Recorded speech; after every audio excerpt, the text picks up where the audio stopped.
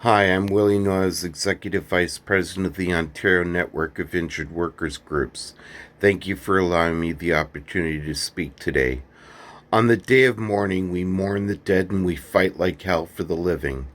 And as with last year's event, the biggest issue continues to be COVID-19 and its impacts on workers. The provincial Conservatives' response to the pandemic has been a multi-car pileup. The Premier announces new rules one day and then changes them the next, and the resulting confusion leads to more preventable illness and death in the province, including workers. And while the parties at Queen's Park argue and debate, our frontline healthcare heroes continue to work themselves ragged, trying to deal with the surge of people in the ICUs with dangerous variants of COVID.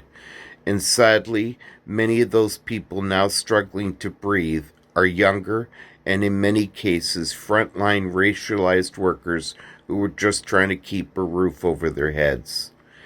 And as much as Ford and his cabinet bear the lion's share of blame for the surge in numbers, we can't let the WSIB off the hook. While WSIB has approved many more COVID claims than they've denied, where we're seeing trouble is with those still living with the long haul repercussions of this virus.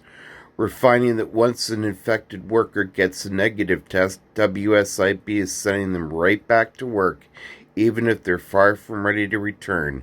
Sound familiar? And while every other level of government and its agencies has stepped up in some way to help people with the added expenses of COVID, the WSIB stands alone in offering zilch.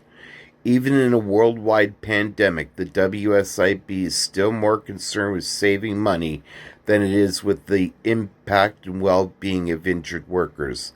Except when it comes to the amount of money they'll spend on TV and online ads, trying to promote themselves as the ones who really care the most for injured and sick workers on this day of mourning.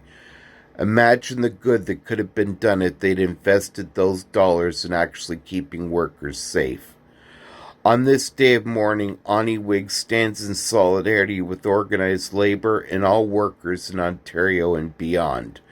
Together we'll continue to fight for a safer future for all workers. Keep safe and keep healthy. Thank you.